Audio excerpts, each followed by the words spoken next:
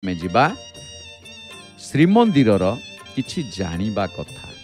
ଶ୍ରୀମନ୍ଦିରର ଜାଣିବା କଥାରେ ଆଜି କ'ଣ ଅଛି ଦେଖିବା। ଆଜି ଶ୍ରୀମନ୍ଦିର ଜାଣିବା କଥାରେ ଗୋଟେ ସୁନ୍ଦର କଥା ଅଛି। ସେ କଥାଟି କ'ଣ ନା ଅଖଣ୍ଡ ନାଇଁ ଅଖଣ୍ଡ ଦ୍ୱାଦଶୀ ମାନେ ଅଖଣ୍ଡ ଦୀପ। ବଢ଼ିଆ କଥା ଆଉ ଅଖଣ୍ଡ ଦୀପ ବଢ଼ିଆ ଜିନିଷଟିଏ। ଅଖଣ୍ଡକୁ ନେଇକି ମହାପ୍ରଭୁଙ୍କର ଅନେକ ଗୁଡ଼ିଏ ଶବ୍ଦ ଏଠି ରହିଛି। ଅଖଣ୍ଡ ଦୀପ କ'ଣ ରହିଛି ନା ଯେମିତି ଅଖଣ୍ଡ ଦୀପ, ଅଖଣ୍ଡ ଘର, ଅଖଣ୍ଡ ବଇଠା, ଅଖଣ୍ଡ ମେକାପ, ଏମିତି ଅନେକ କିଛି ମହାପ୍ରଭୁଙ୍କର ଅଖଣ୍ଡ ଶବ୍ଦକୁ ନେଇକି ରହିଛି। ଅଖଣ୍ଡ ଅର୍ଥ କ'ଣ ନା ମହାପ୍ରଭୁ ବର୍ଣ୍ଣ ଭିତରେ ସ୍ୱରବର୍ଣ୍ଣ, ସ୍ୱରବର୍ଣ୍ଣର ପ୍ରଥମ ଅକ୍ଷର ହେଉଛି ଅ, ଯାହାକୁ ମହାପ୍ରଭୁ କହନ୍ତି ଅକାରସ୍ୟ ବାସୁଦେବ ସ୍ୟାତ୍। ବିନା ଅର ଉଚ୍ଚାରଣରେ କିଛି ଉଚ୍ଚାରଣ ହୁଏ ନାହିଁ।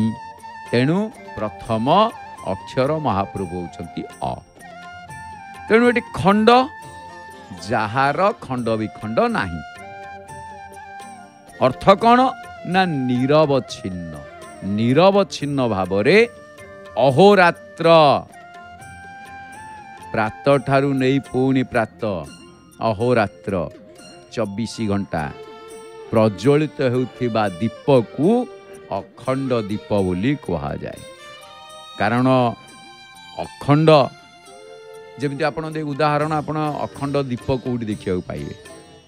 ଗୋଟେ ଭଲ କଥା କିଛି ନହେଲେ ଆପଣ ଯେତେବେଳେ ଗରୁଡ଼ ସ୍ତମ୍ଭ ପାଖକୁ ଯିବେ ସେଠି ଗୋଟେ ଦୀପ ଜଳୁଥିବ, ସଦାବେଳେ ସେ ଜଳୁଛି ଅଖଣ୍ଡ। ଯିଏ ଗଲେ ଆପଣ ସେଠି ଚାହିଁବେ ଘିଅ ଟିକେ ପକାଇବାକୁ, ଆଡ଼ୁ ନେଇକି ଯାଇଥିବେ ଘିଅ ପକାଇଦେବେ, ଘିଅ ଦେଇପାରିବେ, ସେଇ ଘି ଜଳୁଥିବ। ଆଉ ଅନେକ ଭକ୍ତମାନେ ସବୁ ଜାଗର ସମୟରେ ରାତ୍ରି ସାରା ଉଜାଗର ହେଇକି ଅଖଣ୍ଡ ଦୀପ ସବୁ ଜାଳିଥାନ୍ତି। କିନ୍ତୁ ଏଇ ଯେଉଁ ଦୀପ ନିରବଚ୍ଛିନ୍ନ ଭାବରେ ଅହୋରାତ୍ର ପ୍ରଜ୍ୱଳିତ ହେଉଥିବା ଦୀପକୁ ଅଖଣ୍ଡ ଦୀପ ବୋଲି କୁହାଯାଏ। ଯାହାର କେବେ ହେଲେ ଯିଏ ଅହୋରାତ୍ର ବୁଝେ ନାହିଁ, ଅବିଶ୍ରାନ୍ତ ଗତିରେ ସେ ଚାଲିଥାଏ, ଆଉ ଯାହାକୁ ବୁଝା ବି ଯାଏ ନାହିଁ।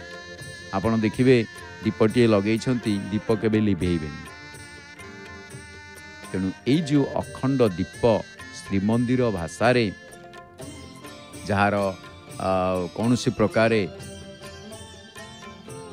ଏକୀଭୂତ ଆମକୁ ଦେଖିବାକୁ ମିଳେ, ଆଉ ଯିଏ ଲିଭେ ନାହିଁ ବା ଯାହାର ଖଣ୍ଡ ବିଖଣ୍ଡିତ ନାହିଁ, ତେଣୁ ତାକୁ ଅଖଣ୍ଡ ଦୀପ କୁହାଯାଏ। ନିରବଚ୍ଛିନ୍ନ ଭାବରେ ଅହୋରାତ୍ର ସେ ଜଳୁଥାଏ। ଆଉ ଯଦି ଯେତେବେଳେ ଜଳି ଜଳି ଟିକେ ନାକୁ ଭିତରକୁ ଚାଲି ଆସେ, ତାକୁ କ'ଣ କରନ୍ତି ନା ଟିକେ ଆଗକୁ କେହି ଥାଆନ୍ତି ତେଜି ଦିଅନ୍ତି ଅଖଣ୍ଡ ଦୀପ। ତେଣୁ ଏଇ ଯେଉଁ ଅଖଣ୍ଡ ଦୀପର କଥା ଆପଣମାନେ ଶ୍ରବଣ କରୁଛନ୍ତି ଶ୍ରୀମନ୍ଦିର ଜାଣିବା କଥାରେ, ଯେମିତି ଅଖଣ୍ଡ ଘର ମଧ୍ୟ ରହିଛି, ସେମିତି ଅଖଣ୍ଡ ବଇଠା ମଧ୍ୟ ରହିଛି, ଅଖଣ୍ଡ ମେକାପ ମଧ୍ୟ ରହିଛନ୍ତି। ତେଣୁ ଏଇ ଯେଉଁ ଅଖଣ୍ଡ ଦୀପ ଇଏ ମହାପ୍ରଭୁଙ୍କ ମନ୍ଦିରରେ ସଦାବେଳ ପାଇଁ ପ୍ରଜ୍ୱଳିତ ହେଉଥାଏ।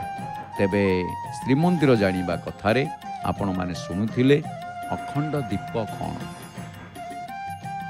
ମୂଳ କଥା ଅଖଣ୍ଡ ନିରବଚ୍ଛିନ୍ନ ଭାବେ ଅହୋରାତ୍ର ପ୍ରଜ୍ୱଳିତ ହେଉଥିବା ଦୀପକୁ ଅଖଣ୍ଡ ଦୀପ କୁହାଯାଏ। ଏବେ ଏଇଠି ଆମେ ଅଖଣ୍ଡ ଦୀପ କଥାକୁ ସାଙ୍ଗ କରିବା। ତେବେ ଆସନ୍ତୁ ବିଶେଷ ସୂଚନା ଜୟ ଜଗନ୍ନାଥ ଟିଭିର ଭକ୍ତଙ୍କ